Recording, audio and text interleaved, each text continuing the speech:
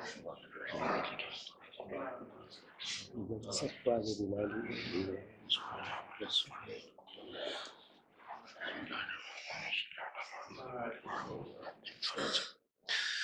حضرات سے گزارش ہے ایک بار سورہ الحمد اور 3 بار سورہ توحید کی تلاوت فرما کر مرحوم و مغفور جناب سید سجاد اصغر نقوی صاحب ابن جناب جعفر حسین کی روح پرفتوح کو ایصال ثواب فرمائیں۔ بسم اللہ۔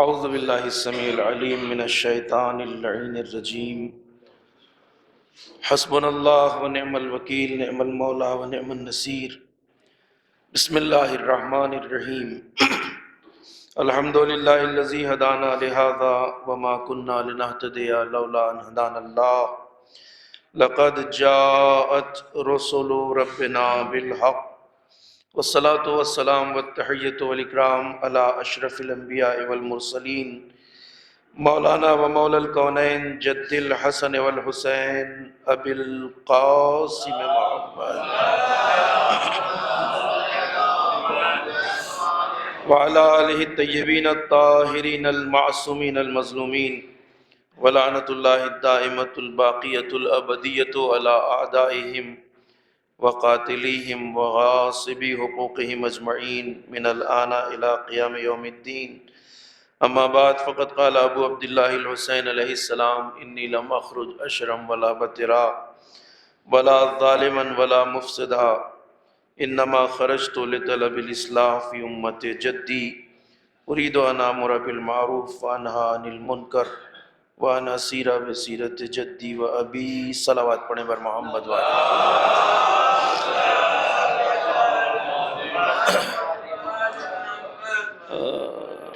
گزارش کی جا رہی ہے کہ اگر بار خاطر نہ ہو تو آپ حضرات تھوڑا تھوڑا آگے تشریف لے آئیے، صلوات پڑھ لیجئے بر محمد والے محمد، ادھر جگہ خالی ہے، تھوڑا نزدیک ہو جائیں۔ ایک اور صلوات پڑھیں بر محمد والے محمد۔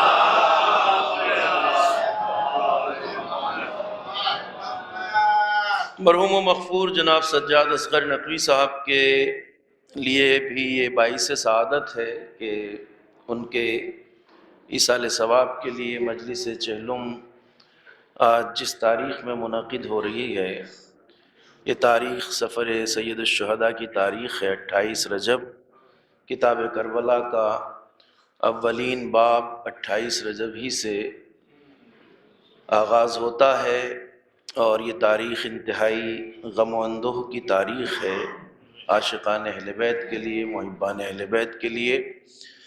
اور سید الشہداء نے مقصد قیام کربلا کو بیان کرتے ہوئے واضح لفظوں میں ارشاد فرمایا تھا کہ میں نہ فتنہ و فساد کے لیے نکلا ہوں، نہ ہی اختلاف اور شرنگیزی کے لیے نکلا ہوں، بلکہ قیام کربلا کا جو ہدف ہے، انما خرجت لطلب الاصلاح فی امت جدی، آپ نے فرمایا کہ میں اپنے نانا کی امت کی اصلاح کے لیے نکلا ہوں، امر بالمعروف کرنا چاہتا ہوں اور نہی عن المنکر کرنا چاہتا ہوں۔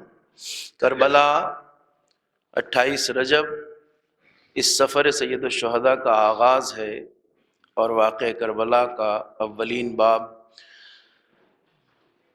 آپ بخوبی واقف ہیں اس بات سے کہ واقع کربلا انسانی تاریخ کا وہ ممتاز اور منفرد واقعہ ہے جس نے صدیوں کو متاثر کیا ہے، اور کربلا کی یہ تاثیر، یہ اثریت آج بھی باقی ہے اور جاری و ساری ہے۔ صدیاں جیسے جیسے بیت رہی ہیں، زمانہ جیسے جیسے گزر رہا ہے کربلا کی تاثیر میں اضافہ دیکھنے کو مل رہا ہے، کوئی کمی واقع نہیں ہو رہی ہے۔ یہ واقع کربلا کی اعجازی شان ہے، یہ انفرادیت ہے، یہ اعجاز ہے واقع کربلا کا کہ جیسے جیسے وقت گزر رہا ہے، زمانہ بیت رہا ہے، صدیاں بیت رہی ہیں، کربلا کے غم کی شدت میں اضافہ دیکھنے کو ملتا ہے، کوئی کمی واقع نہیں ہوتی۔ جبکہ انسانی فطرت کا تقاضا یہ ہے کہ واقعہ کتنا بھی دردناک کیوں نہ ہو، سانحہ کتنا بھی اذیت ناک کیوں نہ ہو، جیسے جیسے وقت بیتتا جاتا ہے ویسے ویسے شدت غم میں کمی آتی ہے، اضافہ نہیں ہوتا ہے۔ خدا نہ خواستہ انسان کا جوان بیٹا بھی مر جائے تو چند سال گزرنے کے بعد شدت غم وہ نہیں رہتی جو روز اول رہتی ہے۔ اور اس کی ایک وجہ جو بیان کی جاتی ہے وہ یہ ہے کہ وقت ہر زخم کا مرہم ہے، یعنی جیسے جیسے وقت بیتتا جاتا ہے غم کی شدت میں کمی آتی ہے، گویا وقت زخموں کو مندمل کرتا ہے۔ ہر غم کے اوپر وقت اثر انداز ہوتا ہے، مگر کربلا وہ واقعہ ہے جو وقت کے اوپر اثر انداز ہوتا ہے۔ صدیاں بیت گئیں مگر کربلا کی یاد آج بھی باقی ہے، نہ اس کی کیفیت میں کوئی کمی آتی ہے، نہ شدت غم میں کوئی کمی آتی ہے۔ یہ اعجاز ہے، یہ انفرادیت ہے، یہ شان ہے واقعہ کربلا کی۔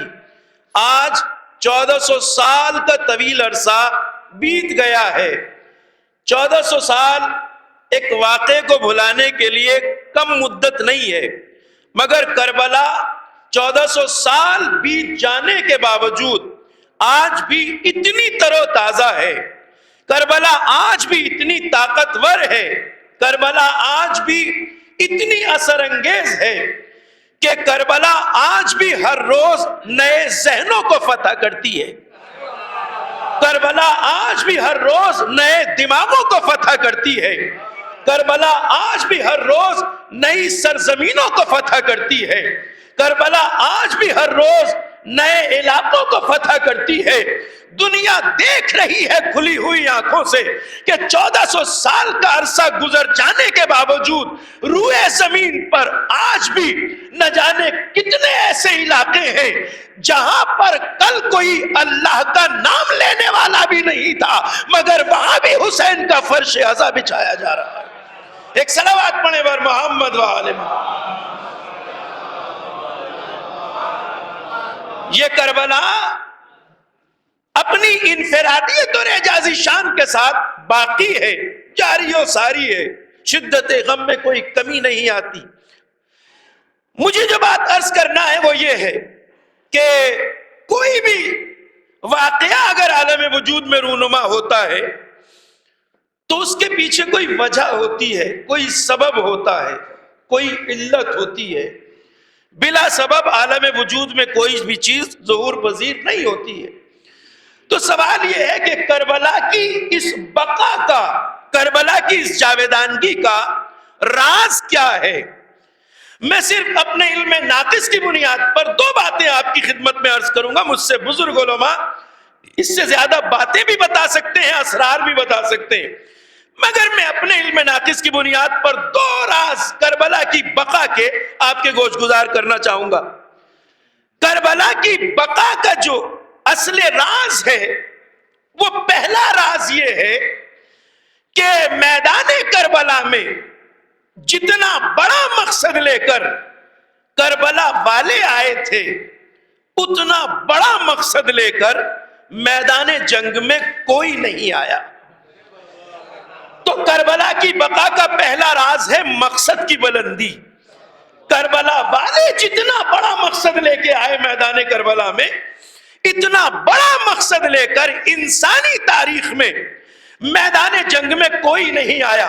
آپ سے بہتر کون جانتا ہے کہ کربلا والوں کا مقصد کیا تھا؟ کربلا والوں کا مقصد تھا کلمہ توحید کو بچانا، کربلا والوں کا مقصد تھا اللہ کے ذکر کو بچانا، کربلا والوں کا مقصد تھا شریعت کو بچانا، کربلا والوں کا مقصد تھا اللہ کے دین کو بچانا۔ اگر آج نعرہ تکبیر باقی ہے، اگر آج توحید کا تصور باقی ہے، اگر آج اللہ کا ذکر باقی ہے، تو یہ کربلا والوں کی قربانیوں کا صدقہ ہے، اور اسے زمانہ جانتا ہے۔ آج کربلا والوں کی قربانیاں اگر نہ ہوتی تو نہ دین باقی ہوتا، نہ شریعت باقی ہوتی، نہ کوئی اللہ کا ذکر کرنے والا باقی ہوتا۔ اب جس رب کریم نے عام انسانوں سے بھی یہ وعدہ کیا ہو کہ تم میرا ذکر کرو، میں تمہارا ذکر کروں گا، تو وہ رب کریم ان کے ذکر کو کیسے مٹ جانے دے جنہوں نے اللہ کے ذکر کو زندگی جاوید عطا کر دی ہے۔ صلوات پڑھیں بر محمد وآل محمد۔ تو کربلا کی بقا کا پہلا راز ہے مقصد کی بلندی۔ وہ آئے تھے اللہ کے ذکر کو بچانے کے لیے، وہ آئے تھے کلمہ توحید کو بچانے کے لیے۔ آج اگر دین باقی ہے، شریعت باقی ہے، اللہ کا ذکر باقی ہے، تو یہ کربلا والوں کی قربانیوں کا نتیجہ ہے۔ دنیا بشریت میں شہداء اور شہید ہر سرزمین پہ ہوتے ہیں، ہر علاقے میں ہوتے ہیں، ہر ملک میں، ہر قوم میں شہید ہوتے ہیں، اور شہیدوں کا احترام کیا جاتا ہے۔ شہیدوں کا احترام ہر قوم کرتی ہے، ہر دنیا کے حصے کے لوگ اپنی مملکت، اپنی قوم، اپنی ملت کے شہیدوں کا احترام کرتی ہے، آدر کرتی ہے، سمان کرتی ہے۔ ہم بھی اپنے دیش کے امر شہیدوں کا دل کی گہرائیوں سے آدر کرتے ہیں، سمان کرتے ہیں، مگر اس کے باوجود ایک دعویٰ اپنی جگہ برقرار ہے، اور وہ یہ کہ دنیا کا کوئی بھی شہید کربلا والوں شہیدوں کی شہادت کی برابری نہیں کر سکتا۔ دنیا کا کوئی بھی شہید کربلا والوں کی شہادت کی برابری نہیں کر سکتا۔ راز کیا ہے؟ راز وہی ہے مقصد کی بلندی۔ اس لیے کہ دنیا کا کوئی بھی شہید ہو، جب وہ میدان میں جاتا ہے اور جام شہادت نوش کرتا ہے، تو وہ کس مقصد کے لیے جاتا ہے؟ دنیا میں ہر قوم، ہر ملک، ہر قبیلے میں جو شہید ہوتے ہیں، وہ جب میدان میں جاتے ہیں تو ان کا مقصد ہوتا ہے اپنے ملک کو بچانا۔ شہید ہے، قابل احترام ہے، بہت اچھا مقصد، بہت بڑا مقصد لے کے گیا ہے۔ یا اس کا مقصد ہوتا ہے اپنے علاقے کو بچانا، شہید ہے، قابل احترام ہے۔ یا مقصد ہوتا ہے اپنے شہر کو بچانا، شہید ہے، قابل احترام ہے۔ یا ہوتا ہے اپنے گھر کو بچانا، شہید ہے، قابل احترام ہے۔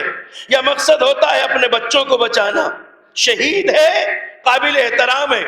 مگر کربلا والوں کی برابری اس لیے نہیں کر سکتا کہ کربلا کے شہید وہ ہیں جو میدان جنگ میں جب آئے تو نہ اپنا ملک بچانے آئے تھے، نہ سرزمین بچانے آئے تھے، نہ اپنا شہر بچانے آئے تھے، نہ اپنا گھر بچانے آئے تھے، نہ اپنے بچوں کو بچانے آئے تھے۔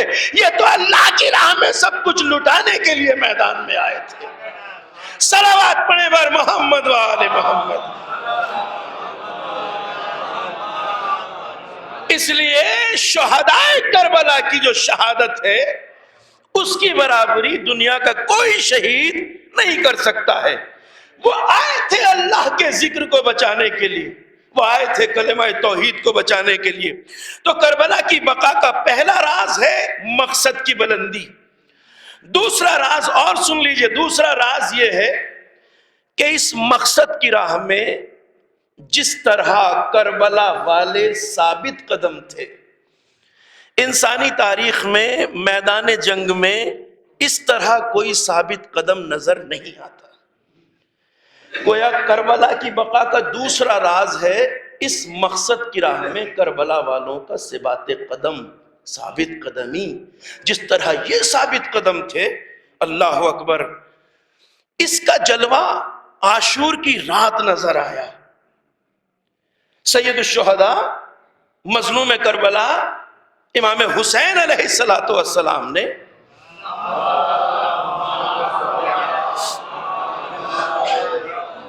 عاشور کی رات اپنے اصحاب کو خیمے میں جمع کیا۔ یہ واقعہ سنتے بھی ہیں ہم اور آپ، اور مسلسل پڑھا بھی جاتا ہے، مگر میں کچھ اسرار کی طرف اشارہ کرنا چاہوں گا۔ اس کو سننا بہت ضروری ہے، مصائب میں وقت نہیں ملتا ہے ان باتوں کو تفصیل سے بیان کرنے کا۔ عاشور کی رات حسین کے اصحاب خیمے میں جمع ہیں۔ بات معمولی نہیں ہے، واقعہ بھی معمولی نہیں ہے، بہت بڑی بات ہے۔ سید الشہداء نے اصحاب کو خیمے میں جمع کیا اور اپنے ان چاہنے والے اصحاب سے کہا، میرے چاہنے والوں، یہ لاکھوں کا لشکر دیکھ رہے ہو؟ کہاں مولا۔ کہ یہ ننگی تلواریں دیکھ رہے ہو؟ کہاں مولا۔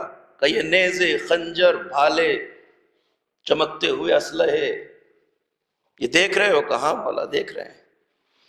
کہ ان سب کو میرا گلا چاہیے، یہ کربلا آئے ہیں حسین کو قتل کرنے کے لیے، لہذا تم میں سے اگر کوئی جانا چاہے تو رات کا سناٹا ہے، شب کی تاریکی ہے، جسے جانا ہو، جو جانا چاہے وہ چلا جائے، راستہ کھلا ہے۔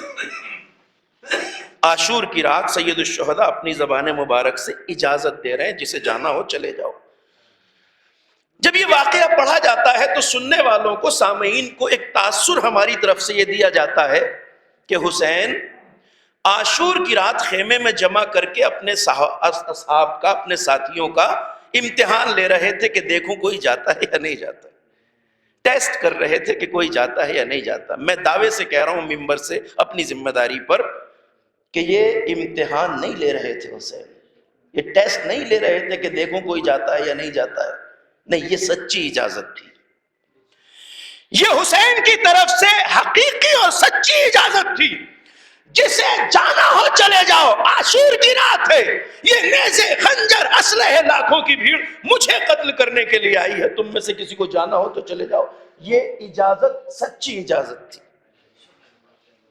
یہ صرف آزما نہیں رہے تھے، ٹیسٹ نہیں لے رہے تھے اصحاب کا، کیونکہ اس کے سچی اجازت ہونے پہ دلیل موجود ہے یہیں پر۔ جب کوئی نہ گیا تو حسین نے چراغ خیمہ بجھا دیا۔ فطری بات ہے، اگر کسی کو اجالے میں اٹھتے ہوئے حیا محسوس ہو رہی ہو تو جب خیمے میں اتنا اندھیرا ہو کہ ہاتھ کو ہاتھ سجھائی نہ دے رہا ہو تو کوئی اٹھ کے جانا چاہے تو حیا محسوس نہ کرے۔ پھر بھی جب حسین کو تاریخ خیمے میں کسی کے اپنی جگہ سے ہلنے کی آہٹ محسوس نہیں ہوئی تو سید الشہداء نے ایک جملہ کہا، چاہنے والوں، جسے جانا ہو چلے جاؤ، چاہو کہ میں تمہارے سروں سے اپنی بیعت بھی اٹھائے لیتا ہوں۔ سرسری ذکر میں گزر جاتی ہے بات، مگر سید الشہداء نے کہا کیا ہے؟ بیعت اٹھا لینا، یہ اتنی بڑی اجازت ہے۔ دیکھیے، اس کا راز یہ ہے کہ ہم میں سے ہر کوئی اپنے زمانے کے امام کی بیعت میں ہوتا ہے۔ آج بھی ہم اپنے زمانے کے امام کی بیعت میں ہیں۔ امام اور امت کا رشتہ یہی ہے کہ ہم اپنے امام کی بیعت میں، ہماری حقیقی بیعت اپنے زمانے کے امام کے ساتھ ہے۔ اور بیعت کا ایک تقاضا یہ ہے کہ جس کے ہاتھ پر بیعت کی گئی ہے اسے کسی حال میں اکیلا اور تنہا نہ چھوڑا جائے۔ بیعت کا اولین تقاضا یہ ہے کہ ہر حال میں اس کا ساتھ دیا جائے جس کے ہاتھ پر بیعت ہے، حالات کیسے بھی ہوں۔ اب سمجھیے اس اجازت کا مطلب، میں تمہارے سروں سے اپنی بیعت اٹھائے لیتا ہوں، یعنی جس بیعت کی وجہ سے رکنا ضروری ہے وہ اجازت بھی حسین نے سروں سے اٹھا لی، اب تو جا سکتے ہیں۔ مگر سلام ہو کربلا والوں کی استقامت کو، راہ حق میں، اس مقصد کی راہ میں ثبات قدم کربلا والوں کا۔ پھر بھی جب حسین کو تاریخ خیمے میں کسی کے اٹھنے کی آہٹ محسوس نہ ہوئی تو حسین نے ایک ایسی بات کہی جس سے بڑی کوئی بات نہیں ہو سکتی. سید الشہداء نے کہا چاہنے والوں سنو، اگر تم میں سے کسی کے ذہن میں بھی یہ خیال آ رہا ہے کہ آنا چاہیے، سنیے گا، یہ خیال آنا چاہیے، اگر تم میں سے کسی کے ذہن میں بھی یہ خیال آ رہا ہے کہ مجھ حسین کو فرزند فاطمہ دل بند علی مرتضیٰ جان رسالت مآب حسین کو اس لاکھوں کی فوج کے بیچ تنہا اور اکیلا چھوڑ کے چلے جاؤ گے اور کل حسین اکیلا شہید ہو جائے گا تو اس جانے کی وجہ سے تمہیں جنت نہیں ملے گی، تو جاؤ حسین تمہاری جنتوں کی ضمانت لیتا ہے. اللہ اکبر. ایک صلوات پڑھ لیجئے بر محمد والے.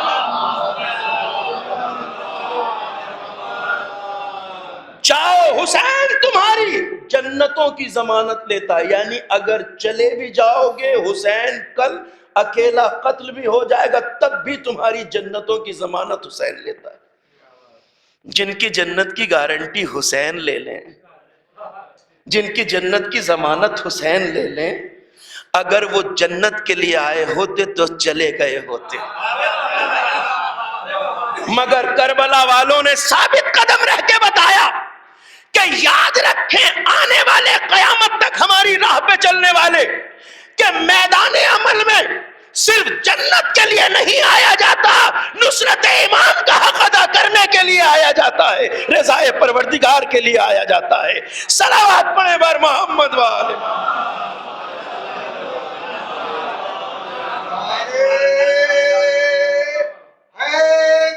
یا اللہ ایسا سے بات قدم، ایسی ثابت قدمی مقصد کی راہ میں سید الشہداء اپنی زبان مبارک سے کہہ رہے ہیں، اجازت دے رہے ہیں، جنت کی گارنٹی لے رہے ہیں. حسین چلے بھی جاؤ گے تو جنت کا ضامن حسین ہے. یہ کربلا والوں کا عمل ہے. انہوں نے ہمیں یہ بتایا کہ میدان عمل میں صرف جنت کے لیے نہیں آیا جاتا، میدان عمل میں رضائے پروردگار کے لیے آیا جاتا ہے، حق نصرت امام کو ادا کرنے کے لیے آیا جاتا ہے. اور یہی کربلا کا خاصہ ہے. وگرنہ جن کی جنت کی گارنٹی حسین لے لیں عاشور کی راہ، اگر عمل جنت کے لیے ہوتا تو انہیں عاشور کے روز نہ تو برستے ہوئے تیروں میں جانمازیں بچھانے کی ضرورت تھی، نہ ہی 3 دن کی پیاس میں گلے کٹانے کی ضرورت تھی، اگر عمل جنت کے لیے ہوتا صرف. اور کربلا نے ہمیں اس منزل تو دکھایا ہے عملی طور پر. ایک بات مجھے یاد آ گئی کہ کبھی کبھی ہمارے بیچ ایسے جوان اکا دکا نظر آ جاتے ہیں، خدا نہ کرے ان کی تعداد زیادہ ہو. اس کی ایک وجہ یہ ہوتی ہے کہ یا تو یہ بیان یہ اور احادیث سن کے مجلسوں میں غلط نتیجے خود نکال لیتے ہیں. یہ جوان کبھی کبھی یا تو غلط نتیجے خود نکال لیتے ہیں، یا منبر پہ آنے والے ہمارے ہی طبقے کے لوگ ان جوانوں کے ذہن میں ایسی بات فیڈ کرتے ہیں.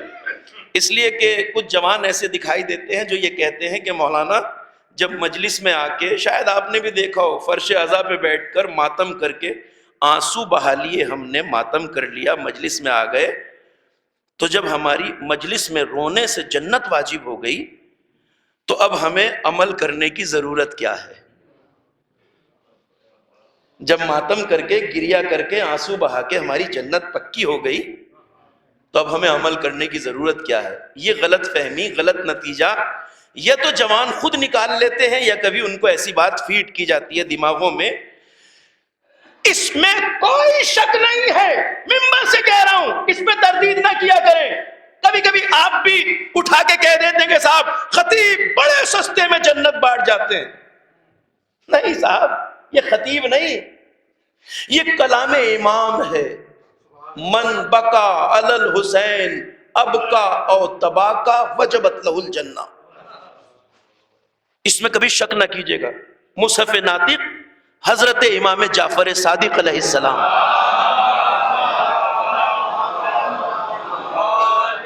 یہ آپ کا ارشاد گرامی ہے، جو حسین ابن علی پہ روئے یا رلائے یا رونے والے کی صورت بھی بنا کے بیٹھ جائے، وجبت لہ الجنہ، اس پہ جنت واجب ہے۔ یہ مولانا کی نہیں، مولا کی بات ہے۔ امام فرما رہے ہیں، لوگ اس میں قیود نکال دیتے ہیں، شرطیں رکھتے ہیں، یہ شرط ہونی چاہیے۔ میں کہتا ہوں امام نے کوئی شرط بیان نہیں کی ہے، صاف لفظیں ہیں، من بکا علی الحسین، جو حسین پہ روئے، اب کا یا رلائے، اور تباکا یا رونے والے کی صورت بنائے، وجبت لہ الجنہ، اس پہ جنت واجب ہے۔ یہ کلام امام ہے۔ تو توجہ فرمائیے گا ذرا بات پر، اس بارے میں کبھی شک مت کریے گا کہ عزادار حسین کی جنت پکی ہے۔ رونے والا کون ہے؟ فرش عزا پہ بیٹھا ہوا عزادار، ماتمدار، جو عشق سید الشہداء سے لبریز دل کے ساتھ آیا ہے، ذکر اہل بیت سن کے آنکھوں سے آنسو جاری ہوتے ہیں۔ رلانے والا کون ہے؟ رلانے والا ہے مرثیہ میں سوس خان، مرثیہ خان، پیش خانی کرنے والا، خطیب مجلس، بعد میں نوحہ خان، یہ ہے رلانے والا۔ ایک ایسا شخص بھی مجلس میں ہے جو نہ رلا رہا ہے نہ اسے رونا آ رہا ہے، تو کیا کریم حسین کی بارگاہ سے وہ خالی ہاتھ واپس جائے گا؟ امام نے کہا نہیں، اگر وہ بس رونے والے کی شکل بھی بنا کے بیٹھ جائے اس پر بھی جنت واجب ہے۔ صلوات پڑھے بر محمد وآل محمد۔ احادیث کثیر موجود ہے اس حوالے سے۔ عزادار حسین کی جنت پکی ہے، مگر یہی میں بات اپنے جوانوں سے کہنا چاہتا ہوں کہ کبھی بھی جنت کے پکے ہو جانے کو میدان عمل کو چھوڑنے کا بہانہ نہ بناؤ، اس لیے کہ ہمارے آئیڈیل کربلا والے ہیں، ہمارے لیے نمونہ عمل کربلا والے ہیں۔ ہماری مجلس میں نعرہ لگتا ہے ہماری درسگاہ کربلا کربلا۔ ہاں، جنت کے پکے ہو جانے سے میدان عمل چھوڑنے کی بات ان کی زبانوں سے تو اچھی لگ سکتی ہے جو جنت کے بھوکے ہوں، مگر جن کے نمونہ عمل کربلا والے ہیں وہ میدان عمل کو نہیں چھوڑتے بلکہ رضا پروردگار کو دیکھتے ہیں۔ میں آپ کی معتبر سماعتوں پہ بھروسہ کر کے ایک بات عرض کرنا چاہتا ہوں، کربلا والوں نے برستے ہوئے تیروں میں جانمازیں بچھائیں، 3 دن کی پیاس میں گلے کٹائے۔ کربلا والوں نے ہمیں یہ سکھایا کہ جنت واجب ہونے کو کبھی بھی میدان عمل چھوڑنے کا بہانہ نہ بناؤ، بلکہ میدان عمل میں تب تک ثابت قدم رہو جب تک ہاتف غیبی کی آواز نہ آ جائے، یا ایتھا النفس المطمئنہ ارجعی الی ربک راضیۃ مرضیہ۔ صلوات پڑھے بر محمد وآلہ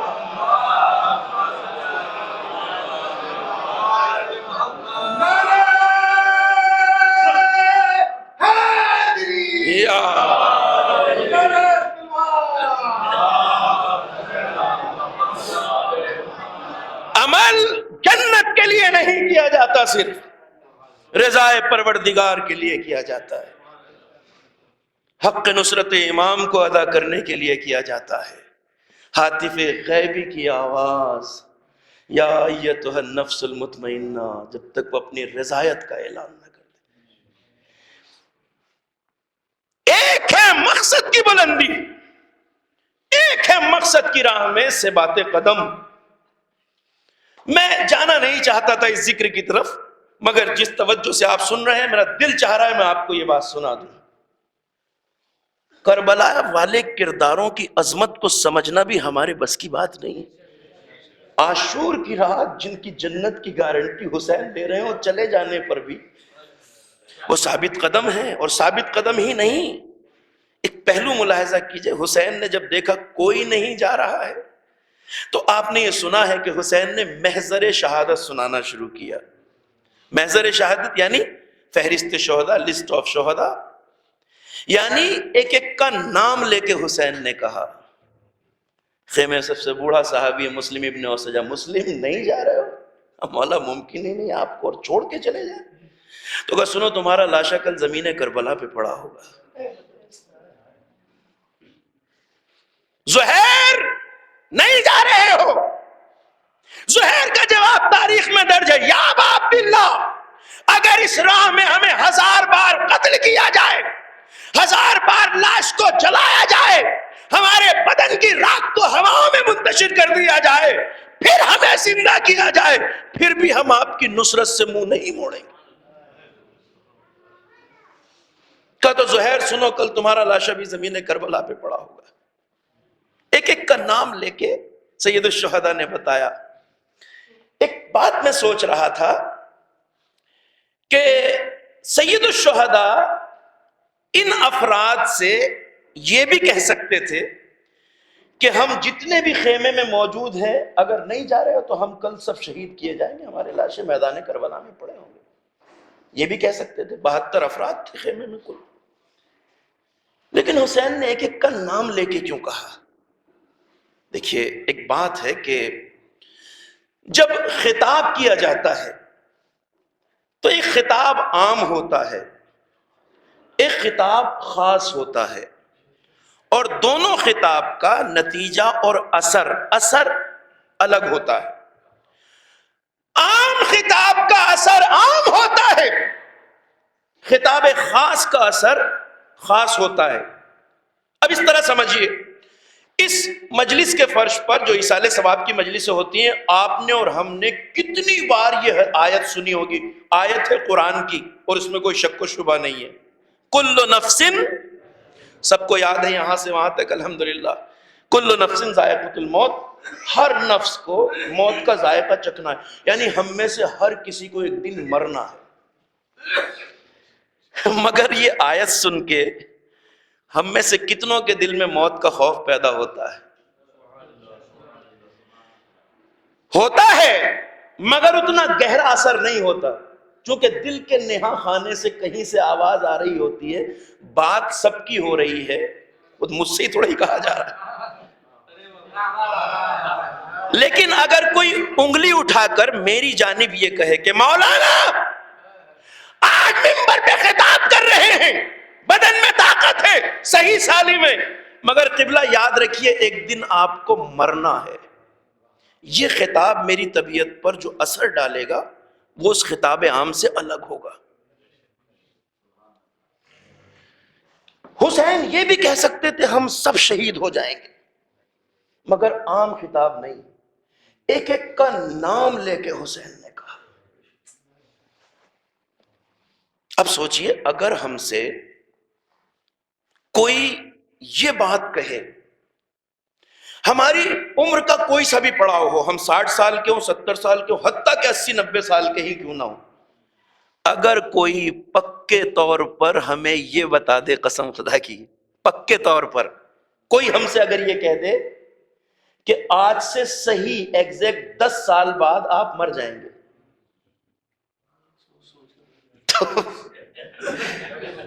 صلوات پڑھیے پر محمد وآل محمد۔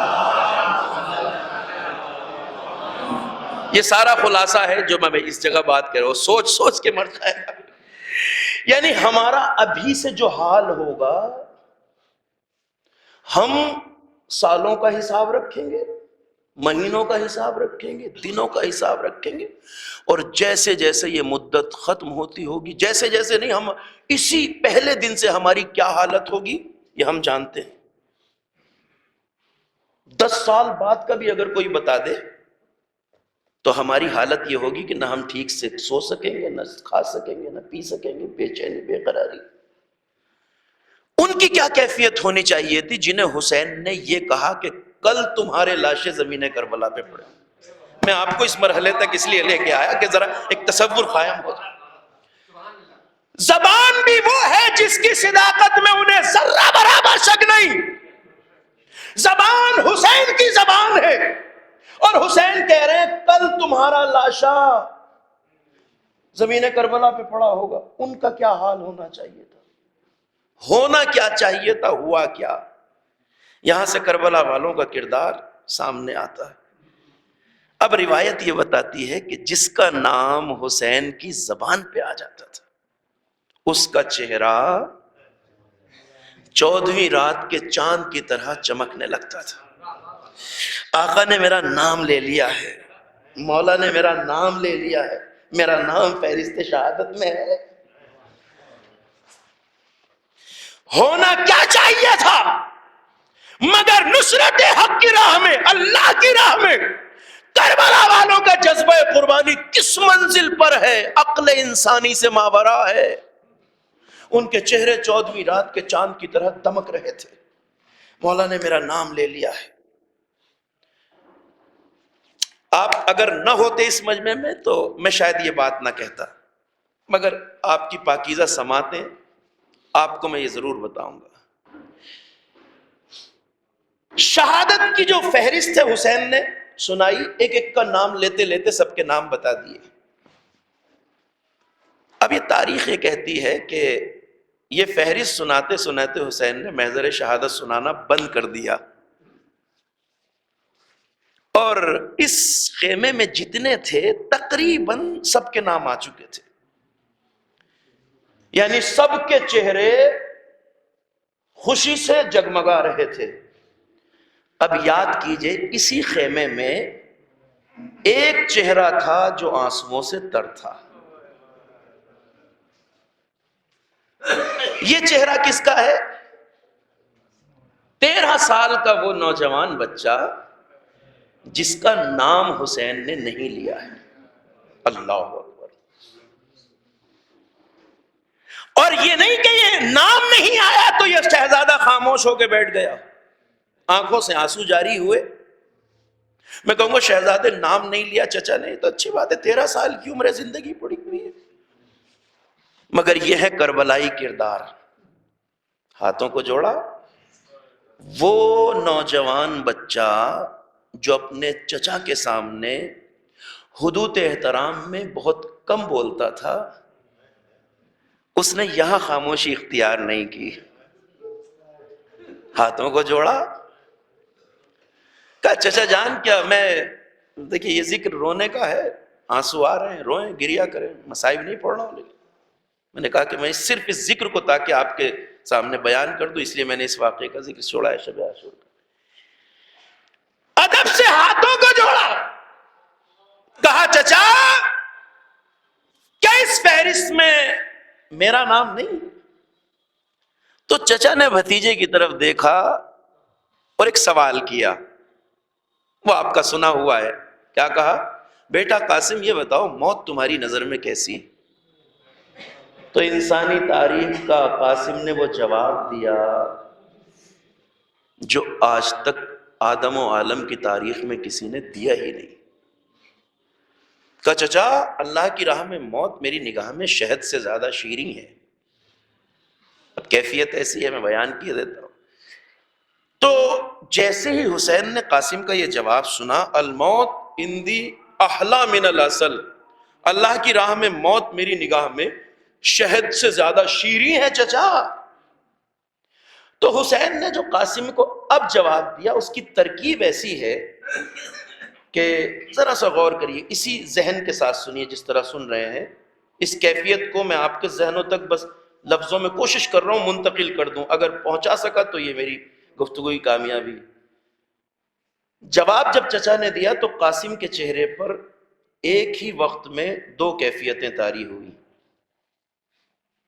اس لیے کہ جس کو بھی حسین کہہ رہے تھے، جس کا بھی نام لیا، اس کا چہرہ کھل اٹھا، 14ویں رات کے چاند کی طرح جگمگانے لگا۔ تو یہ تو خاندان بنی ہاشم کا جوان ہے۔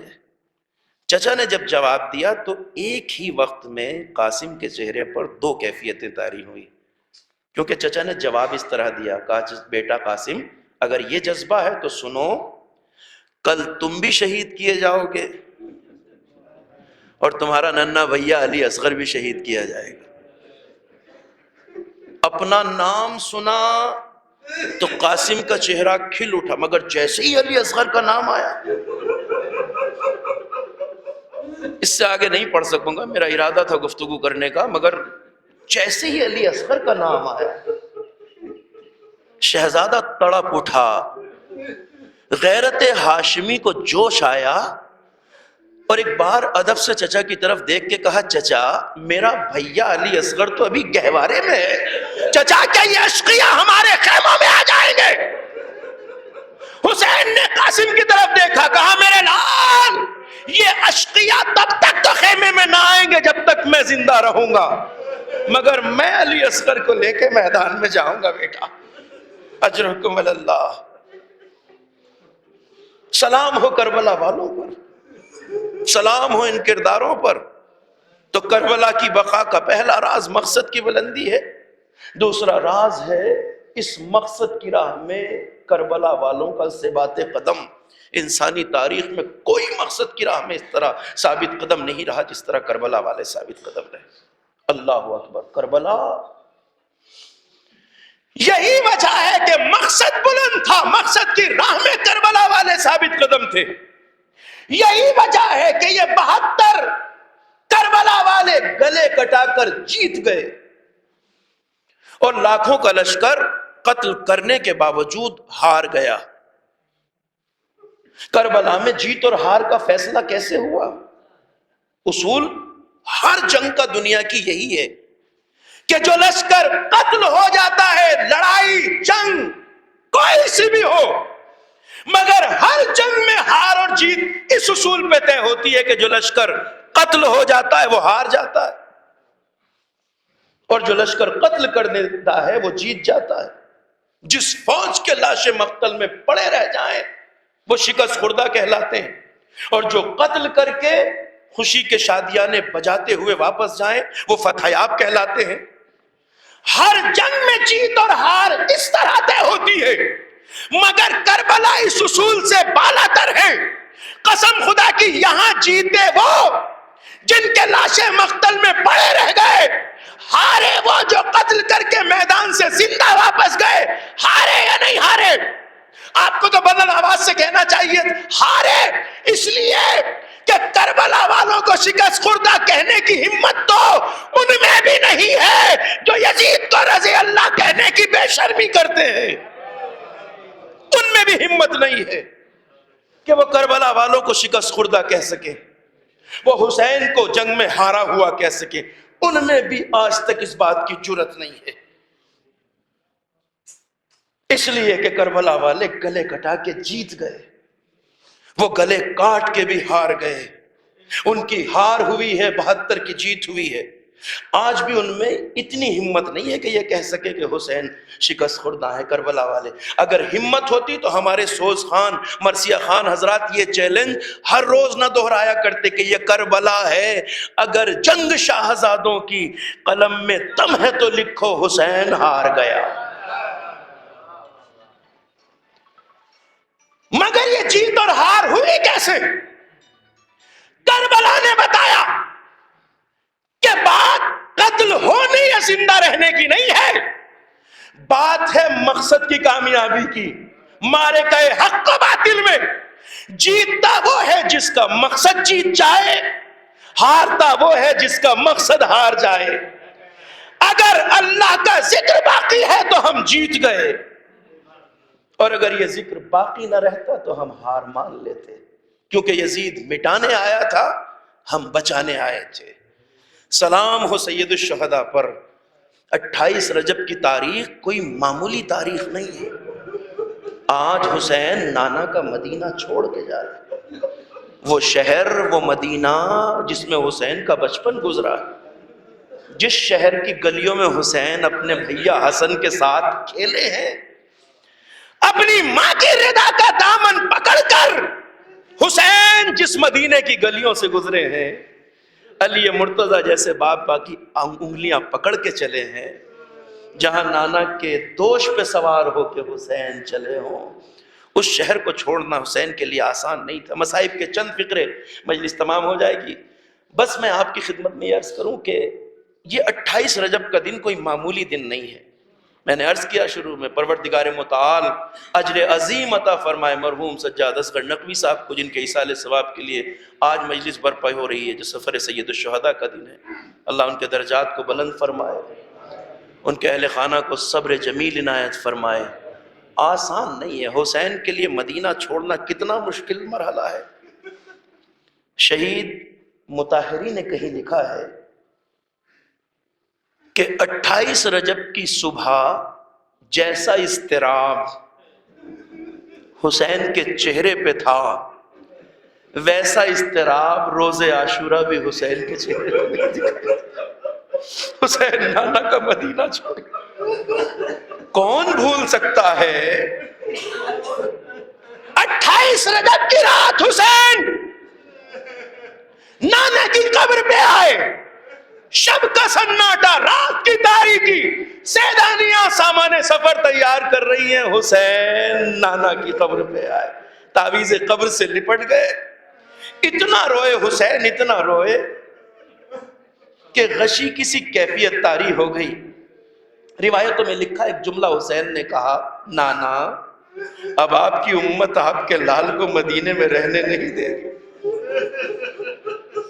روایت میں لکھا ایک جملہ حسین نے کہا، نانا اگر ہو سکے نانا، حسین اتنا مضطرب ہے، اگر ہو سکے تو مجھے اپنے ساتھ اپنی قبر میں لے لیجیے۔ حسین پہ خواب و بیداری کی کیفیت طاری ہوئی، کیا دیکھا؟ نانا کی قبر شگافتہ ہوئی، پیغمبر باہر تشریف لائے، حسین کو سینے سے لگا لیا، ایک جملہ کہا، میرے لال یہ تیرے نانا کے لیے بہت آسان ہے کہ تجھے ساتھ قبر میں لے لے، مگر حسین اگر ایسا کروں تو پھر میرا دین کون بچائے گا؟ حسین پھر اسلام کا تحفظ کون کرے گا؟ کہا اچھا نانا خدا حافظ۔ حسین مدینہ چھوڑ دے گا۔ کوئی حسین کے دل کی کیفیت کا اندازہ نہیں لگا سکتا۔ نانا کی قبر سے رخصت ہوئے، اسی شب کی تاریکی میں ماں کی قبر پہ آئے، خود کو قبر زہرا پہ گرا دیا۔ ایک جملہ حسین نے رو کے کہا، اماں آپ کا لال مدینہ چھوڑ کر جا رہا ہے۔ مادر گرامی حسین جا رہا ہے، مگر اب ہمیشہ حسین کو ایک بات کا قدر رہے گا، اماں، وہ یہ کہ اب آپ کی قبر پہ کوئی چراغ جلانے والا نہ ہو۔ جیسے ہی حسین کی زبان سے یہ جملے نکلے، قبر زہرا سے آواز آئی، میرے لال اگر تو جا رہا ہے تو اب تیری ماں کی قبر کو چراغ کی ضرورت نہ ہوگی میرے لال، اس لیے کہ میرا چراغ تو ہے۔ حسین جہاں جہاں تو جائے گا یہ ماں ساتھ جائے گی۔ اجرکم اللہ۔ روایت مجلس تمام۔ عبداللہ ابن سنان راوی ہے حدیث کا، کہتا ہے کہ 28 رجب کی صبح تھی جب میں کہیں سے شہر مدینہ میں وارد اور داخل ہوا، اور آج کی صبح جب میں مدینے میں داخل ہوا تو شہر مدینہ کو اتنا اجڑا ہوا میں نے کبھی نہیں دیکھا تھا۔ ہر طرف ایسے آثار تھے کہ مدینے میں سنسان سڑکیں، خاموش راستے، بازار اجڑے ہوئے، مدینے کے در و دیوار پہ خاک اڑ رہی ہے۔ میں نے شہر مدینہ کو ایسا کبھی نہیں دیکھا تھا۔ کہتا ہے کہ میں حیران تھا، میں مدینے بار بار آیا تھا مگر اتنا اجڑا ہوا، اتنا سنسان شہر میں نے کبھی نہیں دیکھا تھا۔ میں اپنی سواری میں بیٹھا ہوا آگے بڑھ رہا تھا، راستے ویران، گلیاں ویران، بازار ویران۔ یکایک میں نے کسی کو تیز رفتار سے جاتے ہوئے دیکھا تو میں نے اس کو روک کے پوچھا کہ بھائی کیا بات ہے، مدینہ آج اتنا سنسان کیوں ہے؟ تو اس نے میری طرف حیرت سے دیکھا اور کہا بھائی لگتا ہے کہ تم مدینے میں کافی دنوں سے نہیں آئے ہو۔ کہا ہاں صحیح کہتے ہو، مسافر ہو۔ کہا ہاں۔ کہ اسی لیے تمہیں خبر نہیں ہے یہ مدینہ اجڑا ہوا کیوں نہ دکھائی دے، اس لیے کہ آج جانے مدینہ حسین مدینہ چھوڑ کر جا رہا ہے۔ یہ شہر اس لیے اجڑا ہوا ہے، ہو کا عالم اس لیے ہے، در و دیوار پہ ویرانی اس لیے چھائی ہے کہ جانے مدینہ حسین مدینہ چھوڑ کے جا رہا ہے۔ تو میں نے جیسے ہی یہ سنا تو میں نے بھی محلہ بنی ہاشم کا رخ کیا، اور جب میں حسین کے بیت الشرف کے باہر پہنچا تو میں نے کیا دیکھا، مدینے کے سارے زن و مرد محلہ بنی ہاشم میں جمع ہیں، راستے، گلیاں، چھتیں بھری ہوئی ہیں، ایک ہجوم ہے حسین کے بیت الشرف کے باہر۔ میں نے دیکھا حسین ایک کرسی پہ تشریف فرما ہے، 18 جوانان بنی ہاشم حسین کے پیچھے حلقہ بنائے کھڑے ہیں، دروازے پہ کچھ محملیں ہیں، ایک ایک بی بی بیت الشرف سے باہر آتی ہے، سوار ہو جاتی ہے، کوئی وارث آگے بڑھتا ہے، بازو پکڑتا ہے، سہارا دیتا ہے، خاتون سوار ہو جاتی ہے۔ یکایک میں نے دیکھا ایک بی بی دروازے سے باہر نکلی، ایک 18 سال کا خوبصورت جوان آگے بڑھا، بازو کو تھاما، محمل کا پردہ ہٹایا، سوار کیا۔ میں نے پوچھا یہ جوان کون ہے، یہ خاتون کون ہے؟ تو کہنے والے نے کہا یہ حسین کا 18 سال کا بیٹا علی اکبر ہے، یہ اس کی ماں ام لیلا ہے۔ کا محمل آگے بڑھی، میں نے دیکھا پھر درے بیت الشرف سے ایک خاتون باہر آئی، جیسے ہی انہوں نے قدم باہر رکھا ایک 13 سال کا چاند کے شکل کے چہرے والا جوان آگے بڑھا، بازو کو تھاما، محمل کو ہٹایا، بی بی کو سوار کیا۔ میں نے کہا یہ جوان کون ہے؟ کہا یہ جوان یتیم حسن قاسم ہے، یہ اس کی ماں ام فروا ہے۔ ایک ایک بی بی سوار ہوتی گئی، یکایک میں نے کیا دیکھا، ایک بی بی جب بیت الشرف سے باہر آئی تو بنی ہاشم کے کئی جوان آگے بڑھے، کسی نے بازو تھاما، کسی نے ابا کو تھاما، کسی نے محمل۔ میں نے کہا یہ کون ہے؟ کہ یہ حسین کی بہن علی کی چھوٹی بیٹی ام کلثوم ہے جو سوار ہو رہی ہے۔ اللہ اکبر۔ راوی کہتا ہے بیویاں سوار ہو رہی تھی، حسین اپنی جگہ بیٹھے تھے، یکایک ایک اعلان ہوا، مدینے والوں اپنی نظروں کو جھکا لو، اس لیے کہ اب علی کی بیٹی زینب محمل میں سوار ہونا چاہتی ہے۔ میں نے کیا دیکھا، اب تک حسین کرسی پہ بیٹھے تھے، مگر جیسے ہی بی بی نے گھر کے باہر قدم رکھا، حسین احترام میں کھڑے ہو گئے۔ بنی ہاشم کے جوان بڑھے، کسی نے بازو تھاما، کسی نے ابا کو تھاما، کسی نے محمل کا پردہ ہٹایا، عباس نے زانو کو زمین پہ رکھا، زینب پاؤں رکھ کے سوار ہو گئی۔ یہی منظر تھا جو 11 محرم کو زینب کو یاد آیا، جب زینب نے ساری سیدانیوں کو ایک ایک کر کے سوار کر دیا، مگر کوئی زینب کو سوار کرنے والا نہ تھا۔ فرات کا رک کر کے کہا بھیا عباس مدینے سے کس احترام سے لائے تھے، آج زینب کو نہ کوئی سوار کرنے والا ہے نہ محمل میں بٹھانے والا ہے۔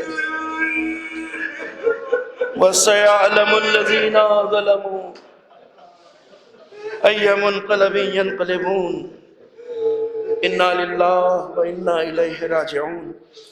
الہی بحق زہرا و ابیہا و بعلہا و بنیہا والسر المستودع فیہا، پروردگار تجھے واسطہ تیری عظمت کا، جلالت کا، شان کرم کا ہمارے ذکر عبادت کو قبول فرما۔ پروردگار ہم سب کو بندگی اور اطاعت کی توفیق عطا فرما، گناہوں سے اجتناب کی توفیق عطا فرما۔ رب کریم ہم سب کے دلوں میں عشق و محبت و معرفت اہل بیت کو زیادہ سے زیادہ فرما۔ پروردگار روز قیامت ہم سب کا حشر و نشر محمد و آل محمد علیہ السلام کے ساتھ فرما۔ پروردگار مقامات مقدسہ اور رتبات عالیات کی حفاظت فرما، وہاں حفاظت میں معمور نوجوانوں کے عزم حوصلے اور ہمتوں میں اضافہ فرما۔ پروردگار محبان اہل بیت، شیعان اہل بیت، جہاں جہاں ان کے جان مال عزت و آبرو کی حفاظت فرما۔ جو بیمار ہیں انہیں شفا عطا فرما، جو پریشان حال ہیں ان کی پریشانیوں کو دور فرما، جو مقروض ہیں انہیں بار قرض سے سبکدوش فرما۔ پروردگار پرچم اسلام کو سربلندی عطا فرما، پرچم شرک و نفاق کو سرنگوں فرما۔ پروردگار مظلومین عالم کی مدد و نصرت فرما، ظالموں کو جلد از جلد نیست و نابود فرما۔ رب کریم ہمارے علماء اعلام، مراجع کرام، بالخصوص آیت اللہ العظمیٰ سید علی خامنئی، آیت اللہ العظمیٰ سید علی سیستانی کی حفاظت فرما، انہیں طول عمر عنایت فرما۔ رب کریم منتقم خون حسین صاحب زمانہ حضرت حجت کے ظہور میں تعجیل فرما، ہم سب کو اس لائق بنا کہ ہم اپنے امام کے ناصرین میں شامل ہو سکیں۔ آپ حضرات سے ایک بار پھر مؤدبانہ گزارش ہے، ایک بار سورہ الحمد اور 3 بار سورہ اخلاص کی تلاوت فرما کر مرحوم و مغفور جناب سجاد اصغر نقوی ابن جناب جعفر حسین کی روح پرفتوح کو ایصال ثواب فرمائیں۔